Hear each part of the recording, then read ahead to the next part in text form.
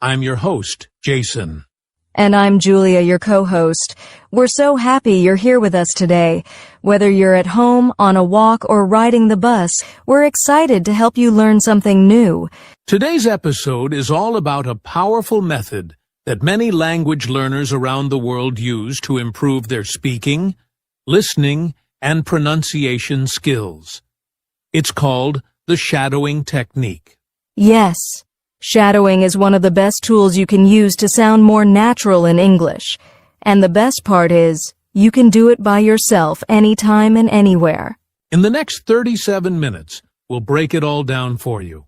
We'll talk about what shadowing is, why it works so well, how to do it step by step, what materials to use, and we'll even do a live shadowing demo right here on the podcast. That's right. Plus, we'll give you some practical tips to help you make shadowing a part of your daily English routine. And don't miss our Listener Challenge of the Week near the end of the episode. So grab your headphones, get comfortable, and let's get started. Because today, we're going to help you unlock a new and exciting way to improve your English. Are you ready? Let's dive into the world of the shadowing technique. All right, so let's start with the basics. What exactly is the shadowing technique? If you've never heard of it before, don't worry. It's simple and powerful. Yes, the shadowing technique is a language learning method where you listen to spoken English and repeat it immediately, almost at the same time as the speaker. It's like you're their shadow, following their every word, tone, and rhythm. That's a great way to put it. Being a shadow. It's not about waiting until the speaker finishes. You start speaking as soon as they start, staying just one or two words behind. Exactly. And here's something interesting. The technique was made popular by a language expert named Dr. Alexander Arguelle. He speaks more than 30 languages and used shadowing to master many of them. Wow, that's impressive. And the reason it works is because it forces your brain to focus in multiple ways. You're listening, speaking, thinking, and imitating, all at the same time. That's real language practice. Right? It helps you improve your pronunciation, your rhythm, and even your confidence. You're not just reading words or memorizing grammar. You're practicing real English the way it's actually spoken. And you don't need a teacher for this. You just need a voice to follow, like a podcast, a video, or even a short story audiobook. You can do it while walking, sitting at home, or during a break. That's why so many people love it. It's easy to fit into your day. To summarize it in one sentence, shadowing means listening to spoken English and repeating it out loud at almost the same time, just like an echo. And don't worry. We'll show you exactly how to do it in the next part of this episode. We'll walk you through every step so you can start shadowing today. Stick with us, because up next, we're going to talk about why shadowing works so well and why it might be the missing piece in your English learning journey. Now that we understand what shadowing is, let's talk about why it works so well. Because honestly, this method is more powerful than it might seem at first. Yes, it may look simple, but when you shadow correctly, you're actually training your brain, your ears, and your mouth, all at the same time. That's a big deal. Let's break it down. First, your brain gets faster. When you shadow, you have to listen and speak almost instantly. That means your brain starts processing English more quickly and naturally, just like native speakers do. Second, your ears become sharper. You begin to hear the small details in pronunciation, intonation, and stress. You start noticing the way real English sounds, not just the way it looks in a textbook. Third, your mouth learns the rhythm of English. This is called muscle memory. Just like how athletes or musicians practice movements, you're training your mouth to speak English smoothly. That's so true. Many learners know a lot of English in their head, but when they try to speak, they get stuck. Shadowing helps bridge that gap between knowing English and speaking it naturally. Also, one more thing.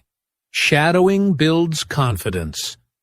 When you speak along with native speakers regularly, you stop worrying about sounding perfect.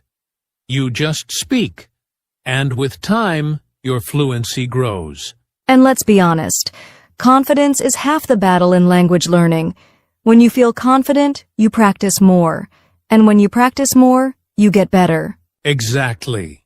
So, in short, shadowing improves your brain speed, your listening, your pronunciation, and your confidence. It's like a full workout for your English skills. Coming up next, we'll guide you through a step-by-step process on how to do shadowing correctly, so don't go anywhere. This is where the fun begins. All right, now that we know how powerful shadowing can be, let's talk about something really important. The common mistakes learners make when using this technique. Yes, shadowing is simple, but many learners struggle with it at first, and that's completely normal. The good news is, if you know these mistakes early, you can avoid them. Let's start with mistake 1. Speaking too fast.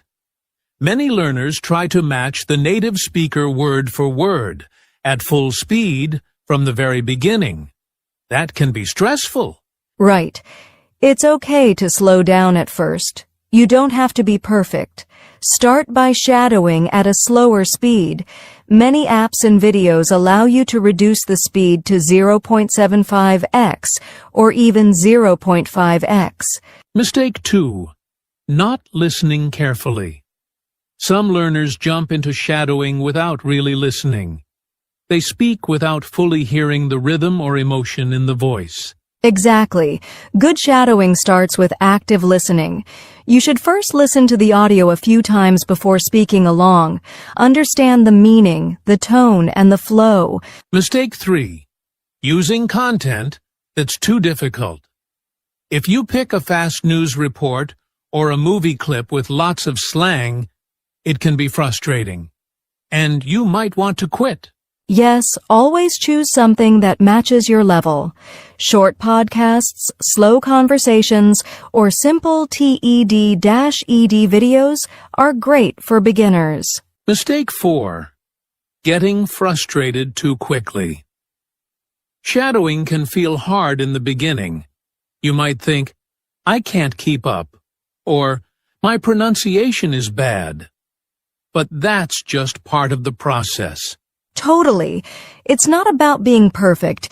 It's about showing up and practicing.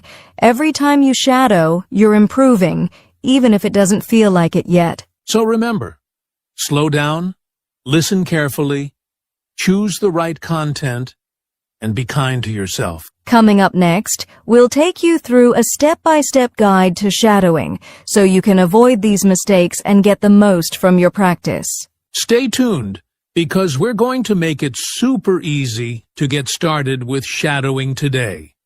Now it's time for the most important part of today's episode, how to actually do shadowing step by step.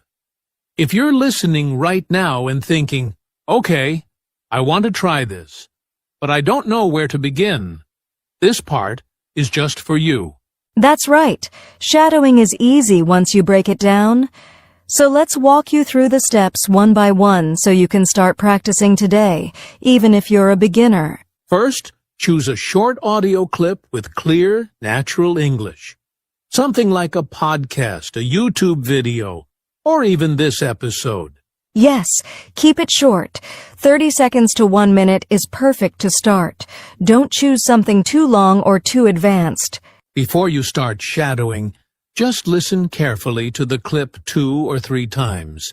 Try to catch the rhythm, the intonation, and the mood of the speaker.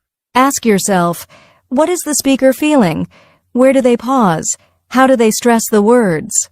This is important for sounding natural. Now, play the audio again, and this time, speak along with it, just 1 or 2 words behind the speaker. Don't worry if it's not perfect. Just follow the voice.